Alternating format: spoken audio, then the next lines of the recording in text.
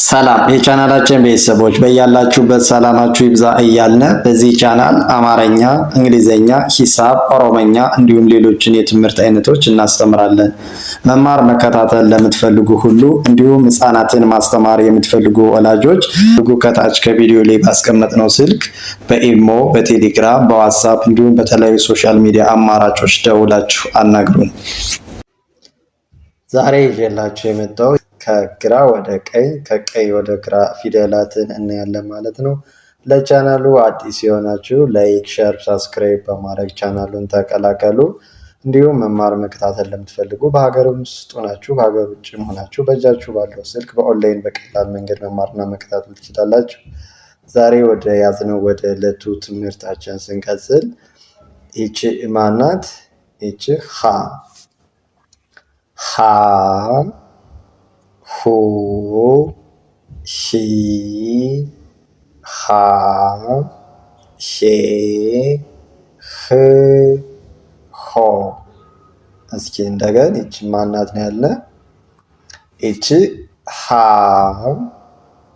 ይቺስ ሁ፣ ይቺ ሂ፣ ይቺ ሃ፣ ይቺ ሄ፣ ይቺ ህ፣ ይቺ ሆ። እሺ ከሆ መነሻ አድርገን አገላብጠን ስናያቸው ደግሞ እስኪ ይቺ ማናት ነው ያልናት? ይቺ ሆ፣ ይቺስ ህ፣ ይቺ ሄ፣ ይቺ ሃ፣ ይቺ ሂ፣ ይቺ ሁ፣ ይቺ ሃ። ምንም ቢሆን የአማርኛ ፊደሎችን በቀላል መንገድ ለመያዝ ቅርጻቸውን መለየት ይኖርብናል ማለት ነው። ቅርጻቸውን እንዴት ነው የምንለያቸው ካለ የአማርኛ ፊደሎች ተመሳሳይ ቅርጽ አላቸው ማለት ነው። ፊደሎች ጎን ማለትም ከጎን ያላቸው ቅጽላቸው የአንደኛ ፊደል ምንም ቅርጽ አልባ ነው ማለት ነው። የሁለተኛ ፊደል ከሆነ ደግሞ ከጎኑ ቅርጽ ይኖረዋል።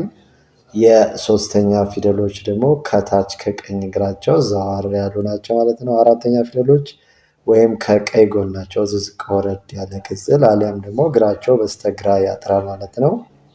የአምስተኛ ፊደሎች ምን አላቸው? የአምስተኛ ፊደሎች ቀለበት አላቸው ማለት ነው ከቀኝ እግራቸው። ስድስተኛ ፊደል ምን አለው? ስድስተኛ ፊደል ሁሉም ፊደላት እንደ ቅርጻቸው ይለያያሉ ማለት ነው። ሰባተኛ ፊደላትም ሁሉም እንደየቅርጻቸው ይለያያሉ። ግን ሆኖም አብዛኛዎቹ ከላይ ቅጽል አላቸው ቀለበት፣ ካሊያም እግራቸው ወደ ቀኝ ያጥራል ማለት ነው። ወደ ቀጣዩ ፊደል ስንሄድ ይቺ ማናት? ይቺ እስኪ ይቺ ለ ሉ ሊ ላ ሌ ል ሎ። እስኪ እንደገን ይቺ ለ ይቺ ሉ ይቺ ሊ ይቺ ላ ይቺ ሌ ይቺ ል ይቺ ሎ። ሎን መነሻ አድርገን ስናይ ቅርጻቸው ምን ያህል እንደያዝናቸው እንገምታለን ማለት ነው። ይቺ ማን ያልናት? ሎ። ይኸው ሎ ብለን ከዚህ ጠርተናታል ማለት ነው። ሎ። ይቺ ል፣ ይቺ ሌ፣ ይቺ ላ፣ ይቺንስ ማን ነው እንላት? ሊ፣ ይቺስ ሉ፣ ይቺ ለ።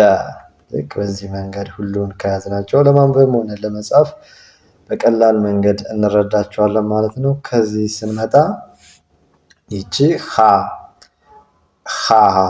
ይቺና ይቺ ፊደል የሚለያዩት በቅርጽ እንጂ በድምፅ ተመሳሳይ ናቸው ማለት ነው። እሺ ስንቀጥል ሀ ሁ ሂ ሃ ሄ ህ ሆ።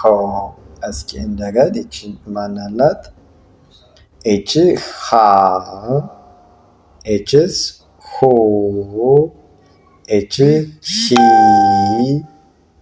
ይቺ ሃ ይቺ ሄ ይቺ ህ ይቺ ሆ። እሺ ሆን መነሻ አድርገን ስንነሳ ይቺን ማን ያልናት? ይኸው ከዚህ ሆ ብለናታል። ሆ ይቺስ ህ ይቺ ሄ ይቺ ሃ ይቺ ሂ ይቺ ሁ ይቺ ሃ። እሺ ከዚህ ስንመጣ ይቺ ማናት? መ መ ሙ ሚ ማ ሜ ም ሞ። እስኪ እንደገና ይቺ ማናላት? መ ይቺንስ እስኪ እናንተ ይቺ ሙ ይቺ ሚ ይቺ ማ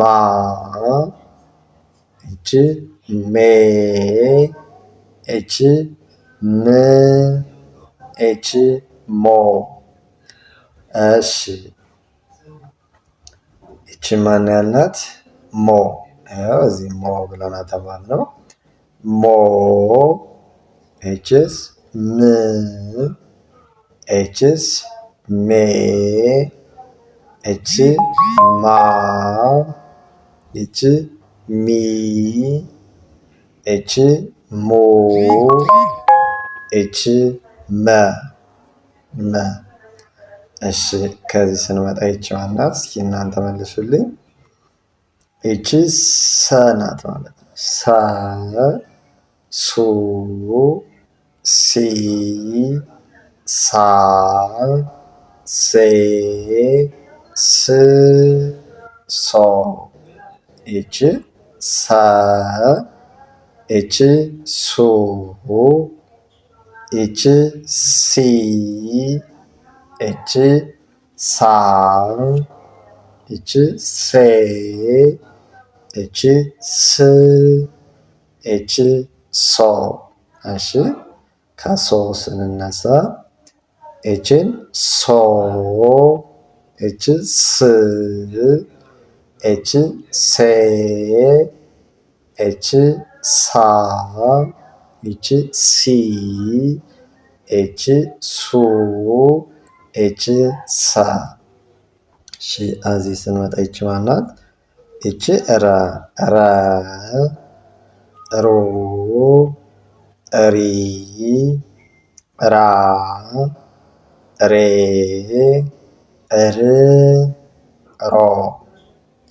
እስኪ እንደገና ይቺ ማናት ናት? ይቺ ረ ይቺ ሮ ይቺ ሪ ይቺ ራ ይቺ ሬ ይቺ ር ይቺ ሮ። እሺ ከሰባተኛ ፊደል ከሮ ስንነሳ ይቺ ሮ ይቺስ ር ይቺ ማንላታለን? ሬ ይቺ ራ ይቺ ሪ ይቺ ሩ ይቺ ረ ረ። እሺ ከዚህ ስንመጣ በ ቡ ቢ ባ ቤ ብ ቦ። እሺ ይችን ማናልናት? እስኪ እንደገና በ ይቺ ቡ ይቺ ቢ ይቺ ባ ይቺ ቤ ይቺ ብ ይቺ ቦ። ከቦ ከሰባተኛ ፊደል መነሻ አድርገን ስንቆጥራቸው ይቺ ቦ ይቺ ብ ያው የበና የቡ ልዩነት ቅርጻቸው እናያቸዋለን። አሁን ብ ይቺ ቤ ይቺ ባ ይቺ ቢ ይቺ ቡ ይቺ በ ከዚህ ስንመጣ ይቺ ተ ተ ቱ ቲ ታ ቴ ት ቶ እስኪ ይቺ እንደገና ተ ኤችስ ቱ ኤች ቲ ኤች ታ ኤች ቴ ኤች ት ኤች ቶ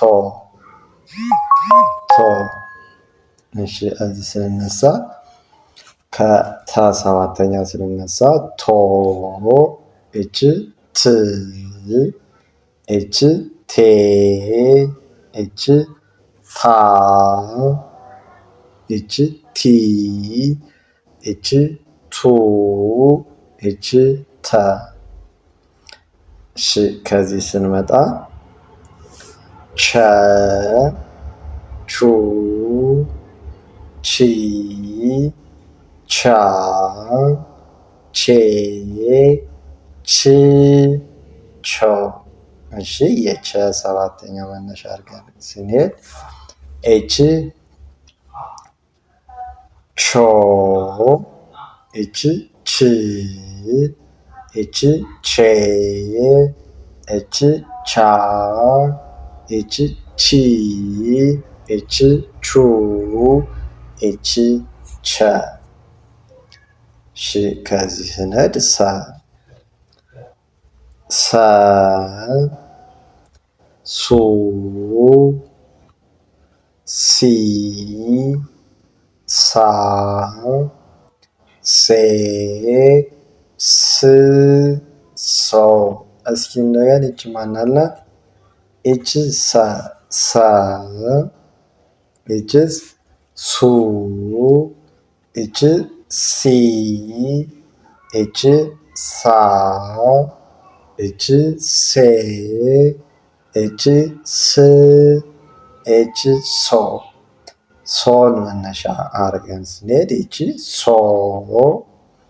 ይቺ ስ ይቺ ሴ ይቺ ሳ ይቺ ሲ ይቺ ሱ ይቺ ሰ እሺ እዚህ ስንሄድ ይቺ ማናት? ይቺ ሸ ሸ ሹ ሺ ሻ ሼ ሽ ሾ እስኪ ሾን መነሻ ስናደርግ እቺን ማን ብለን እንጠራት ማለት ነው?